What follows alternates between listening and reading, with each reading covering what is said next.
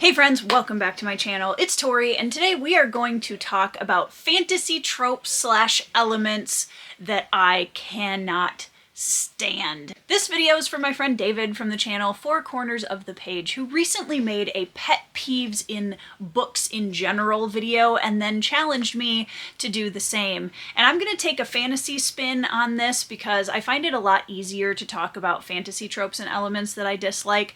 I feel like with pet peeves in general, it turns into a conversation about non-removable stickers on covers and that sort of thing, which is all very annoying, don't get me wrong, but I want to go a little deeper today into tropes and things, specific things in storytelling that really drive me nuts in fantasy. So buckle up and let me know down in the comments if you share any of these pet peeves and what some of yours are as well. Now, the one thing I want to say before I get into these is that I do feel like a lot of these tropes that I'm going to mention, there is a way to do them well, and when they're subverted or they're told in a fresh and interesting way, I don't actually hate them all the time. Most of the time, though, these things are going to make me roll my eyes and kind of take a few steps back from the story. Let's start with the one that I probably have the most to say about, and if you've been around my channel for a while, you already know that this was going to be on the list. The Chosen One trope. So let's talk about the Chosen One trope, shall we? I honestly could make an entire video on this trope alone because it drives me so bonkers. I know that the Chosen One trope is such a quintessential anchor of fantasy storytelling, which is completely fine, and I get it. But look, there's only so many times I can read a book where there's a young teenage character, usually male, who grows up in a small town with the grander conflicts kind of off over there somewhere. They have a mentor character who may or may not be related to them, usually a blacksmith, who usually either dies or someone close to them dies, and then the mentor character carries them off to fulfill their destiny because they're just absolutely incredible at sword fighting because, you know, there's how many hundreds of variations on that type of story.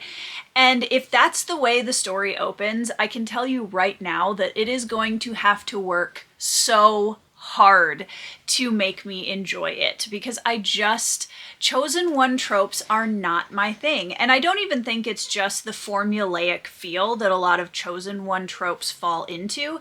I also think that it causes a ripple effect in the rest of the storytelling that drives me a little bit bonkers. For example, most of the time with a Chosen One character, I feel like the stakes are so incredibly almost non-existent because usually the plot armor surrounding that Chosen One main character is so thick that you know whenever they're put in a situation where they might be in danger or they might have to duel somebody or they might be running from some adversary, usually it's not that scary because you know that even if they get caught, they're gonna get away. You know, nothing really bad is gonna happen because they're the Chosen One. Like, you can't do anything to the Chosen One.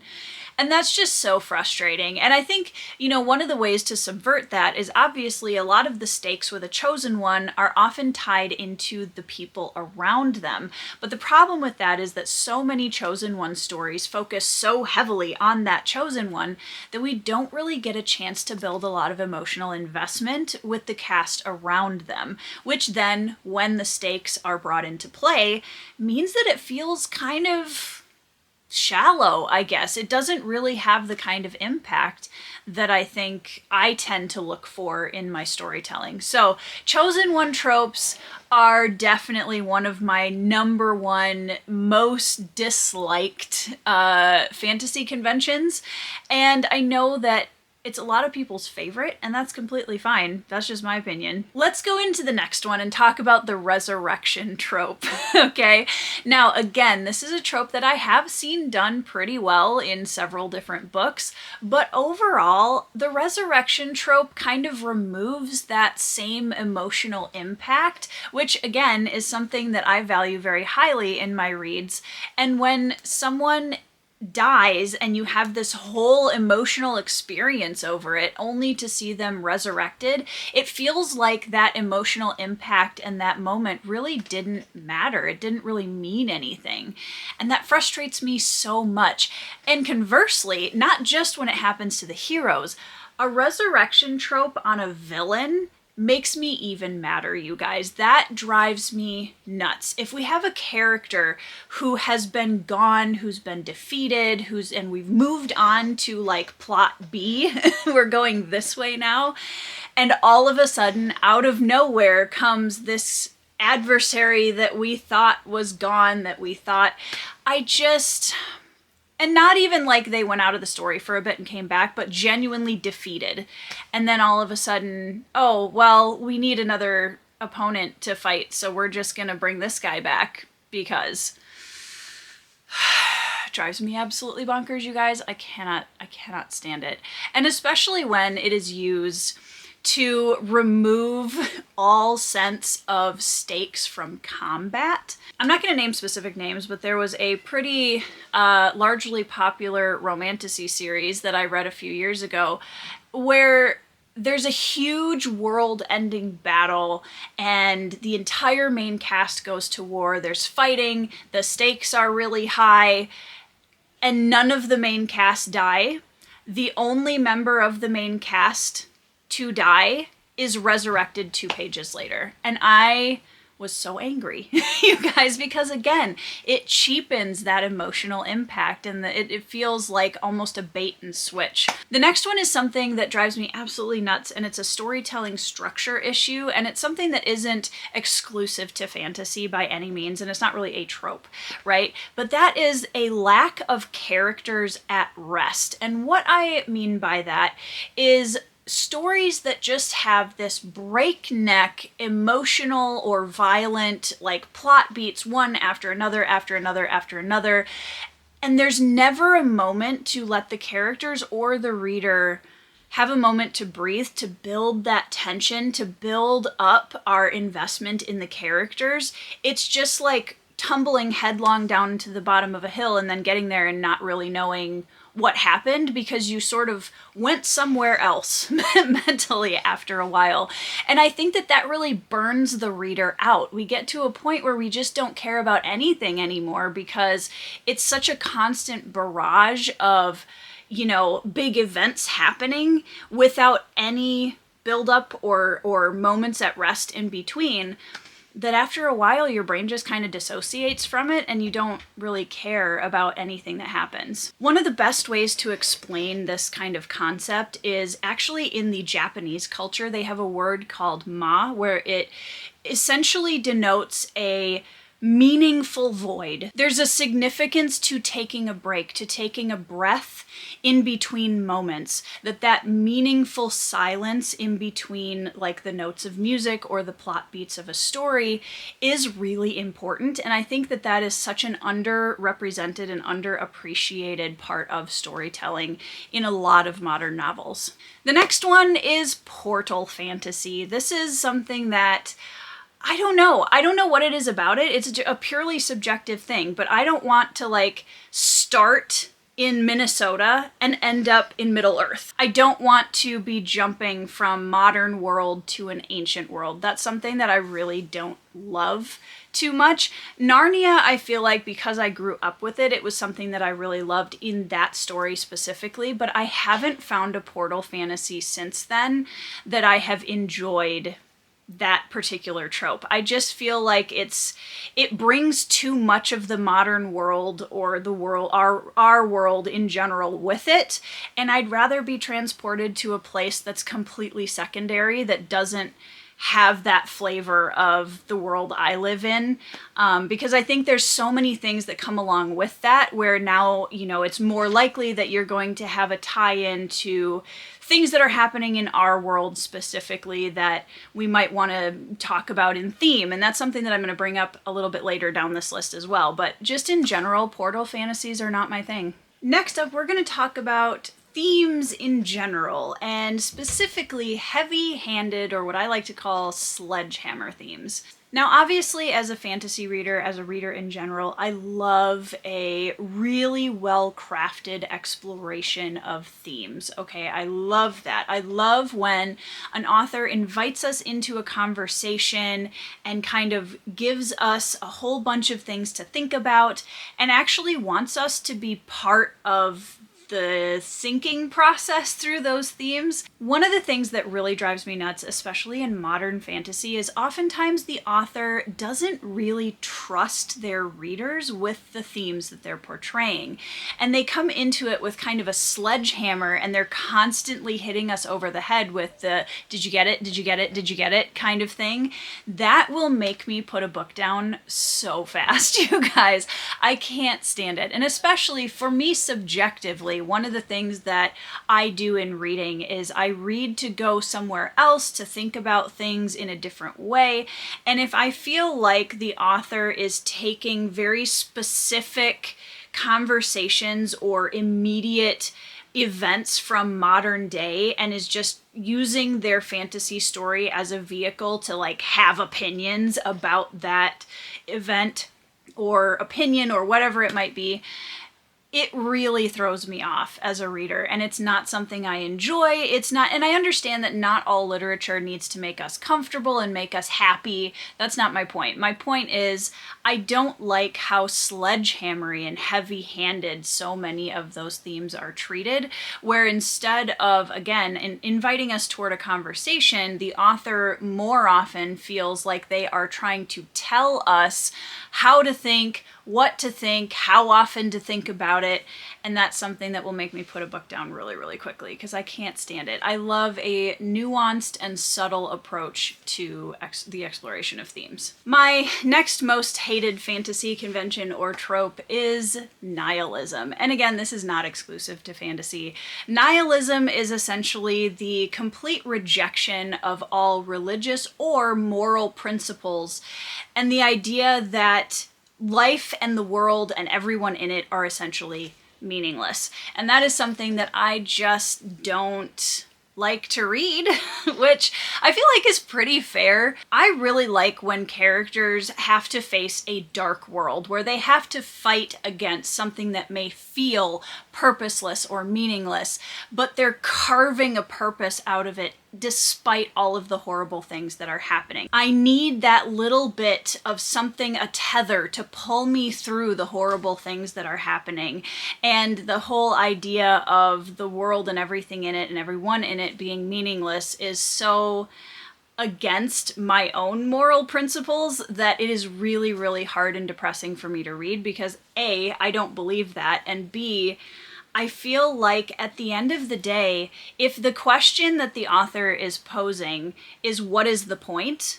That's my question about reading the book. What is the point of me reading this? I don't really know that I get anything out of this that's going to impact me for the better in any way. Now, if there's a character that's very nihilistic, I do think that they can be a catalyst for some really interesting discussion and exploration of the world through that lens. But I think if the author is coming into the story overall with that kind of nihilistic approach, it just isn't something that I feel like I ever want to read, because the way that I feel after reading it is something that just makes me not a nice person to be around, because it's really depressing and I don't like that. Which, again, isn't a substitute for saying I don't like reading dark books, I don't like reading books that make me uncomfortable or books that really challenge me. All of those things I do enjoy, but straight nihilism is something that I don't enjoy at all. This is another big one in fantasy, and this isn't a trope. This is purely a storytelling element that is so unfortunately common. It's so common. And that is the way that horses are written in fantasy. Now, obviously, with so many fantasy stories, our characters ride horses, and horses are often used like cars would be. As a horse girl for my entire life, you guys, it doesn't take that much research. It really doesn't. Like basic awareness of how horses work, their physiology, what their limitations are, how they, like, just watch some videos about horses, watch them move, watch people riding them, and like do a little bit of research about what their limitations are. And it's going to be different. Obviously, this is getting a little bit specific, but it's going to be different depending on the breed of horse, depending on the terrain. Like there's so many different factors. And I don't think that it is an overwhelming mountain to cross over to write horses in a way that is believable and doesn't make it feel like you just have a car with an unlimited gas tank all the time. Please, on behalf of horse lovers everywhere, it really, I promise, doesn't take much to write horses believably. You don't even have to put a ton of detail in there, you guys. Like, it's not that crazy. But for how prevalent horses are in fantasy literature, that is something that always surprises me, is how little attention and awareness so many authors have about horses and how they operate as living creatures. So yeah, horses being written in a way that they're just basically like limitless props is something that always really drives me nuts in fantasy. Now, honestly, I could do probably an entire video of romantic tropes that I dislike, but for now we're gonna stick on one. We're gonna do fated love. And I feel like this is one that so many like sub-tropes can fit underneath. For me personally, insta-love isn't a realistic thing. I see it more as an insta-lust, which happens a lot in fantasy, and especially in anything that's towards the romantic genre of fantasy. And the thing that these two people were like fated, and the minute their eyes lock across the room, all of a sudden the earth just kind of shudders a little bit and like waits with bated breath to see what's going to happen next.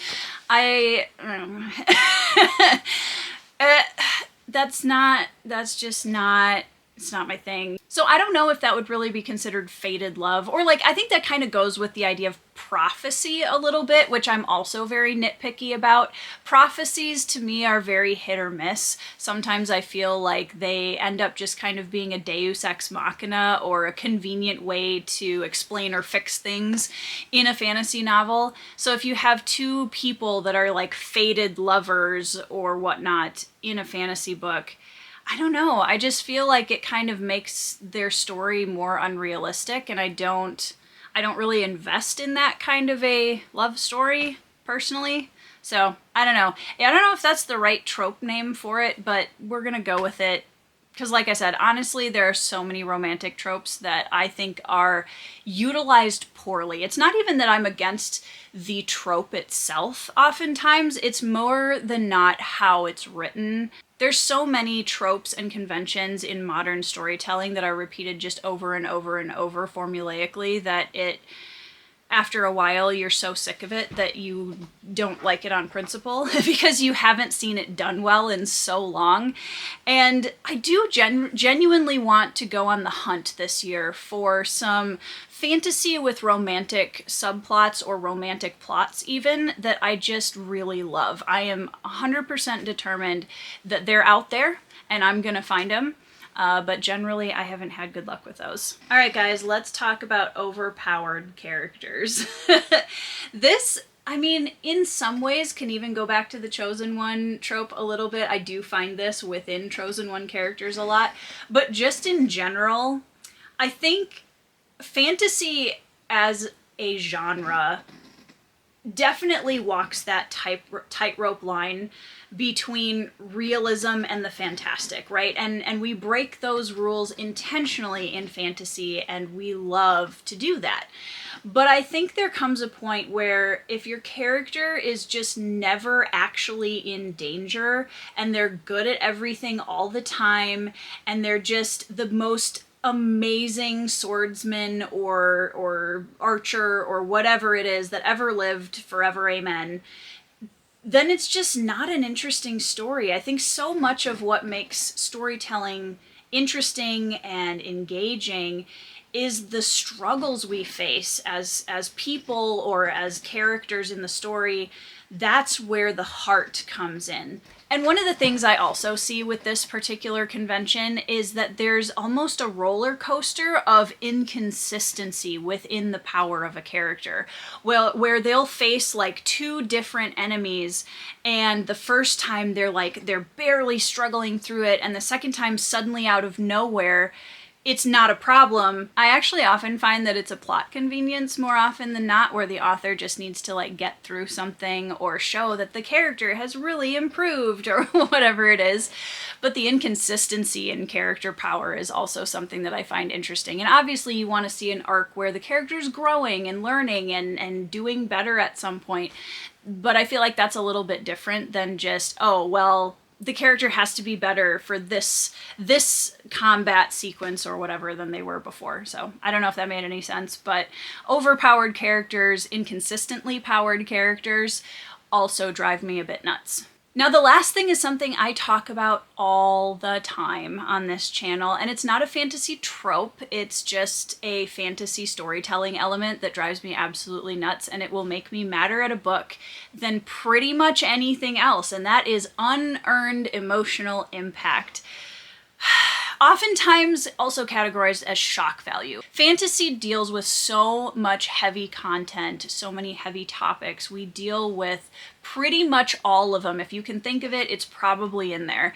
And because of that, I do feel like as authors, we have a responsibility to handle those themes and that content in a way that is aware, that is, you know, we're not tricking the reader or throwing too much at the reader for shock value. It's a cheap emotional grab that I don't think a lot of authors consciously know that they're doing. But when a heavy topic is included or event is included in fantasy for gratuitous or shock value purpose, and that really frustrates me, because as fantasy authors we're telling these incredibly layered, nuanced stories with epic proportions most of the time, and we have the opportunity to share heavy content in a way that people are less confronted by it. They're able to come into this secondary world, mostly secondary worlds, and they're able to look at these heavy topics in a way that feels a little bit like there's a safety barrier. And when we don't take that seriously and we just throw things in for the shock value, it's such a cheap shot. I don't want to see characters going through traumatic or really heavy events just to get a response out of the reader. That to me is never the right reason to include it, and I think that so many fantasy authors fall into that trap because we have such a receptive playground for that kind of storytelling. I think it's easy to just subconsciously use it without being aware of how grave of a topic we're handling or grave of content we're handling. So yeah, I think that's something that is one of my number one pet peeves in fantasy, if not my number one. So anyway, that was me ranting about tropes and storytelling elements in fantasy that I don't like or hate for this video. I am going to make a second video about all of my favorite tropes in fantasy, because I would love to chat about those as well. Please let me know down in the comments below what your least favorite tropes are, the things that drive you absolutely bonkers when you're reading fantasy. Also check my description box for links to all of my social media and my website where you can check out my fantasy novels. And I hope you guys are having a fantastic week. I hope you are reading some 5-star reads with your favorite tropes in fantasy, and I will see you in the next video.